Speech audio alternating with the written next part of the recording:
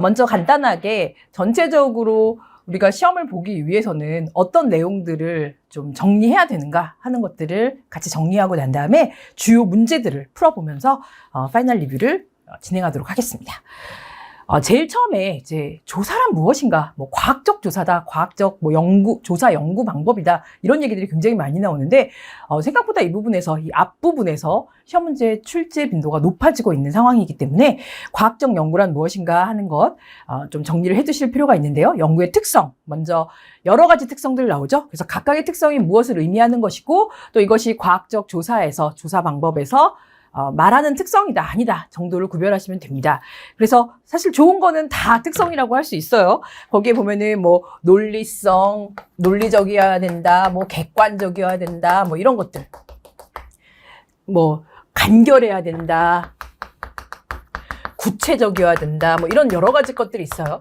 이런 성질들이 전부 다 과학적 조사의 특성이라는 거. 그래서 이 중에서 좀 기억하셔야 될 거는 검증이 가능해야 된다. 검증이 가능하다는 것은 재생이 가능하다는 것과도 유사한 얘기입니다. 뭔가 현실에서 자료를 수집해서 검증이 가능할 뿐만 아니라 똑같은 연구를 다시 한번 또 다른 대상한테 적용할 수 있는 재생 가능성, 그러고 수정도 가능해야 되죠. 그래서 뭔가 새로운 이제 법칙이나 새로운 이론들이나 뭐 새로운 결과가 나오면 수정도 가능해야 되는 것이 과학적 연구 방법의 특성입니다. 그리고 우리 상호주관성, 간주관성이라고 얘기하는 특성 기억하시죠? 그래서 서로 다른 연구자가 이제 연구를 했어도 조사 대상이 동일하고 조사 방법이 동일하면 결과가 동일하게 나와야 된다라는 것. 자, 과학적 방법의 논리 체계는 너무나 자주 나오는 문제입니다. 연역과 귀납법이 있다. 연역법, 귀납법. 두 방법은 상호 보완적인 관계이다 라는 게 핵심이고요. 연역법은 처음 이론에서 출발해서 가설을 세우고, 어떤 이론에서 출발해서 그 이론에 맞게 가설을 세우고, 실제로 현실에서 어떤 자료들을 수집해서 그 자료들을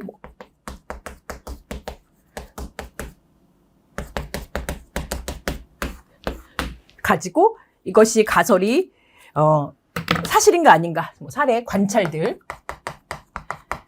그래서 가설의 검증을 하는 그러한 방법이죠. 하지만 귀납은 반대로 다양한 현실에서의 어떤 여러 특수한 사실들,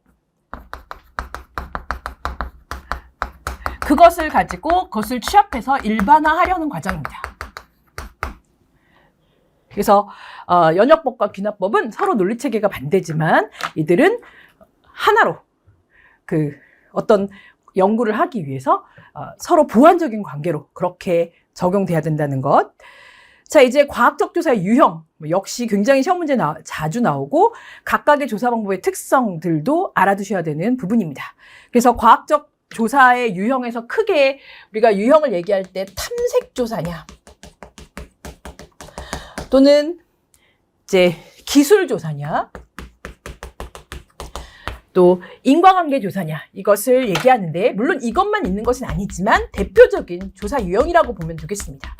자, 일단 기본적으로 탐색 조사는 아직까지 조사 문제가 명확하지 않을 때 뭔가 소수의 표본을 깊이 조사를 하거나 혹은 2차 자료를 활용하거나 그렇게 문제의 잠정적인 원인을 찾기 위해서 사용하는 방법이고요. 제일 대표적인 것이 2차 자료를 활용하는 문헌 조사가 있고요. 데스크 리서치라고 얘기하죠. 그리고 우리가 직접 조사하는 거로는 FGI, 포커스 그룹 인터뷰, 그리고 개별 심층 면접, 인덱스 인터뷰라고 얘기하는 FGI, IDI 뭐 이런 것들이 있고요. 뭐 전문가를 조사한다든지 뭐 특정한 케이스 스터디를 한다든지 이런 것들이 탐색 조사에서 활용되는 조사 방법입니다. 자, 기술 조사는 일반적으로 탐색 조사를 하고 나서 조사 문제가 명확해지면 양적인 조사들을 주로 하게 됩니다. 그래서 기술, descriptive라는 영어죠. 그래서 실제 사건이나 생성된 자료들을 수집해서 통계 분석을 통해서, 그래서 우리가 기술 조사는 양적인 분석이기 때문에 통계 분석이 기술 조사의 이제 핵심이 되고, 실태 조사나 뭐 이런 것들이 전부 다 이제 기술 조사에 들어가게 됩니다. 자, 기술 조사에는 시점과 대상을 기준으로 해서 횡단면으로 할 것인가, 시계열로 할 것인가라는 것이 또 구별이 됩니다.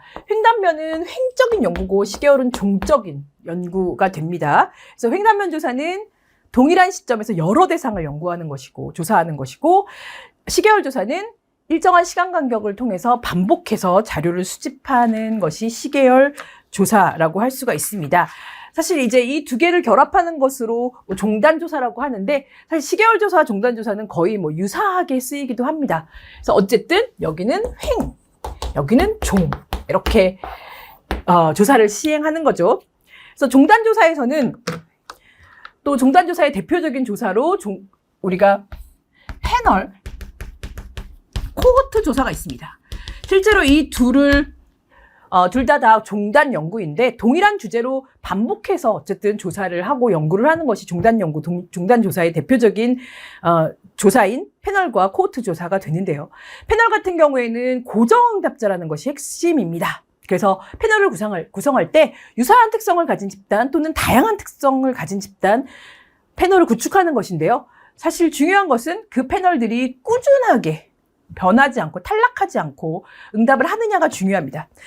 그런데 코호트 같은 경우는 특정한 조건에 부합하는 집단이나 특정 사건을 동시에 경험한 집단으로 구성을 하는 것인데요. 사실 동일한 주제로 조사를 하되 코호트는 매번 조사에서 변할 수 있습니다. 그래서 두 개의 큰 차이가 코호트는 변경이 가능하다. 그 조사 시점에서 맞는 조건에 해당하는 그러한 코호트 샘플이라고 우리가 보통 얘기하는데 그것을 구성하면 됩니다. 자, 이제 조사 방법에는 이제 인과관계 조사까지 들어가 있는데요. 인과관계 조사는 우리 실험법으로 원인과 결과, 원인 변수가 결과 변수에 어떻게 영향을 미치는가 하는 것을 조사하는 것이었죠. 자, 조사의 유형을 조사 목적에 따른 분류뿐만 아니라 지금 양적인 조사냐, 질적인 조사냐라도 분류해야 됩니다. 탐색 조사는 대부분 질적인 조사를 하게 되죠. 기술 조사는 대부분 양적인 조사를 하게 됩니다.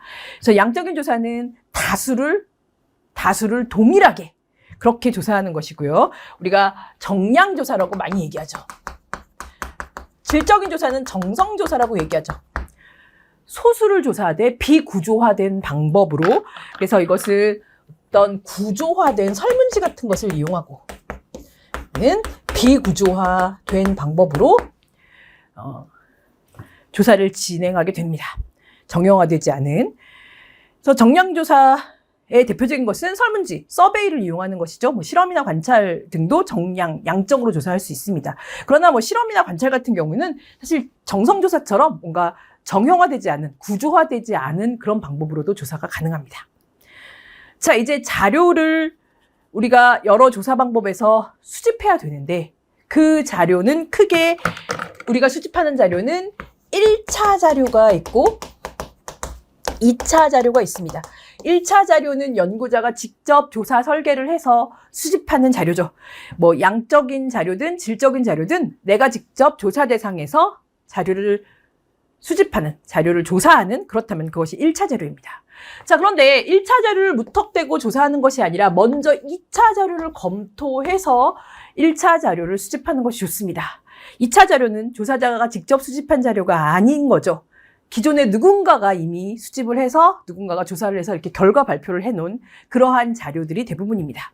그래서 2차 자료는 문헌조사, 데스크 리서치라고 얘기하고 우리가 요즘 이제 요즘은 아니지만 좀 더 심도 있게 문헌조사를 하는 것, 내용 분석이라고도 얘기하죠. 그래서 단순히 텍스트가 아니라 요즘은 뭐 이미지나 영상 이런 것들이 워낙 많으니까 그런 것까지 좀 이제 다 2차 자료로 보고 분석을 하게 됩니다. 그래서 수많은 2차 자료들, 뭐 빅데이터 분석도 마찬가지고 그런 것들을 다 취합해서 이제 정말 많이 활용을 하죠. 우리가 검색어만 한번 입력하면 그 다음에 어떤 소셜미디어 들어가면 엄청나게 관련된 광고들이 막 뜨는 것처럼. 그래서 2차 자료는 굉장히 자료를 수집하는데 경제적이고 신속하지만 2차 자료의 문제점은 내가 원하는 자료가 있는가의 문제입니다. 이 자료를 쓰는 것이 적합한가 또 정확한가의 문제. 적합성 같은 경우에는 내가 딱 원하는 형태로 자료가 2차 자료가 어딘가에 있지 않는 그런 경우고요. 그 다음에 정확한가 하는 것은 2차 자료의 출처. 이 출처가 분명하면 좋은데 이것이 인용되고 그러면 정확성에 문제가 있는 거죠. 뭐 유형도 되게 많아요. 뭐 센서스 조사, 뭐 우리 통계청에서도 많이 하고 개별 연구의 보고서라든지 요즘은 뭐 굉장히 데이터를 가공해서 이렇게 또 비즈니스하는 그런 경우도 굉장히 많으니까 상업 정보들. 자, 어쨌든 1차 자료가 직접 계획해서 수집하는 자료인 거죠. 그래서 응답자를 대상으로 해야 되고 또는 응답자가 대상되지 않더라도 뭔가 응답자의 역할이 아니더라도 이 응답자를 관찰해서, 그러니까 응답자가 대답을 하는 뭐 설문지법이라든지 이런 것들이 있지만 응답자를 관찰하는 것으로 관찰법, 물론 인과관계 조사를 위한 실험법, 이런 것들이 대표적인 1차 자료를 수집하는 방법들이죠. 뭐 설문지법을 가장 많이 쓰기도 하고요. 그래서 1차 자료에 수집할 때 뭔가 조사 대상자, 여기서 응답자는 사람이 아니고 뭐 사업체가 대상이 될 수도 있고 가구가 대상이 될 수도 있죠. 그래서 응답자의 기본 특성이라든지 뭐 태도나 행동과 관련된 여러 가지 자료들을 이제 수집하게 됩니다. 1차 자료로. 자, 1차 자료의 수집 방법은 관찰법, 또 설문지법, 실험법 이런 것들이 있는데 하나하나 여러분들이 이제 정리를 하실 거라고 생각합니다. 관찰법을 간단하게 얘기를 해보면, 뭐 설문지법과 실험법은 좀 내용이 많으니까 관찰법을 간단하게 얘기를 해보면, 요즘 관찰법 진짜 많이 하죠. 우리는 이미 관찰당하고 있죠. CCTV 이런 거 다 관찰법에 해당하는 자료들입니다. 그래서 특정 상황에 대해서 관찰해서 자료를 수집하는 방법이고, 관찰 상황이나 관찰자에 따른 오류가 발생될 여지가 있고요. 뭐 관찰을 사람이 할 수도 있지만 기계가 하는 경우도 굉장히 많아서 뭐 TV 시청률 조사라든지 각종 CCTV 자료, 뭐 바코드로 이제 물건 살 때 찍는 거, 이런 것들 전부 다 관찰법입니다. 바코드로 딱 찍으면 이게 지금 재고가 얼마나 있고 뭐 전국 매장이 어디에 있고 이런 것들을 다 알 수 있는 것이 관찰법이죠. 그래서 관찰법은 어떻게 관찰하느냐에 따라서 여러 가지 방법으로 나눠요. 크게 어렵지 않을 것이라고 생각을 합니다. 그래서 그 관찰법의 유형을 보면, 뭐 예를 들어서 뭐 정형적이냐, 비정형이냐, 이렇게만 나눠보면 정형화된 어떤 형태에 의해서 관찰하는, 체크만 하는 관찰법이냐, 아니면 그렇지 않고 그 관찰 상황을 모두 그냥 자유롭게 기술하는 비정형적 방법이냐, 이런 것들. 뭐 직접이냐, 간접이냐. 말에서 다 나오죠. 직접적 관찰은 행동하고 있는 것을 그 관찰과 동시에 이루어지는 것이 직접 관찰이고, 간접 관찰은 그렇지 않죠. 하고 난 다음에 그 뒤에 관찰하는 것이 간접적인 관찰입니다. 뭐 공개냐 비공개냐, 그러면 너 지금 관찰당해 라는 것을 공개하는 거와 관찰당한다는 사실을 모르고 비공개로 하는 것, 이렇게 각각의 이제 설명을 통해서 관찰법의 종류를 나누는 그 설명을 통해서 충분히 정리하셨을 거라고 생각합니다.